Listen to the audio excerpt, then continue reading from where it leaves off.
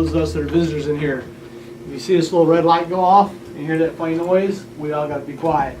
Hear them start to talk on the radio, please keep your voices down. Just some of the ground rules. Children, that applies to you too. Yeah. Every year, the state and also the nation recognizes our 911 emergency communication operators. And what I have here is something that the governor puts out every year. Deedra tells me it's pretty much the same thing every year.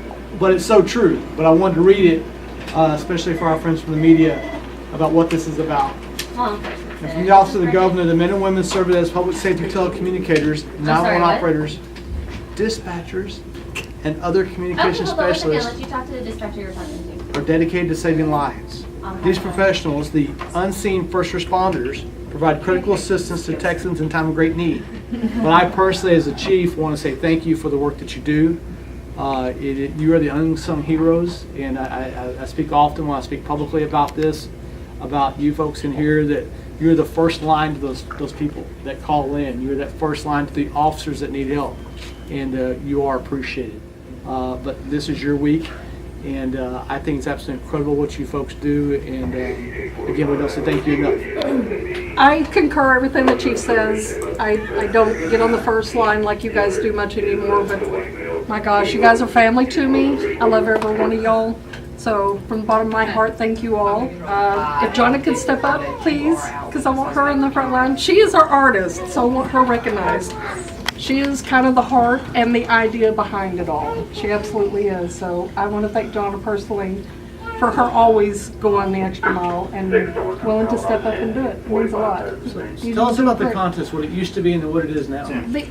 The COG, the West Central Texas Council of Governments in Abilene, would always hold a decoration contest for all of the local dispatch agencies. We usually win first and second place. So this year there's not a contest because we win by proxy. Everybody dropped out, so we decided to go forth with it because we all enjoy it. This is the tea time, as it says, tea time. The whole theme behind it was the Mad Hatter Tea Party because you'd have to be mad to work here. That was Jonna's whole idea because, and we absolutely are mad because we work here. There's scenes in Alice in Wonderland. Jonna could probably tell it better. I've only seen the movie once, and that was during decoration. So I'm gonna let Jonna kind of take you around. When we did the Mad Hatter, we kind of based it off of the 1951's Alice in Wonderland version. So a lot of it is the very cartoony, very old school. So like when you get over here, Alice asks, she's like, "Have I gone mad?" And he said, you know, basically yes you have, but the best people are. And so on this one, basically what we did is during the movie, she eats a cookie and drinks part of a potion, which makes her bigger or smaller. So we have her actually growing through the ceiling to make sure that we show her huge effect. The whole thing, she just meets all these different characters. Tweedledee and Tweedledum are part of them. They tell her all kinds of stories.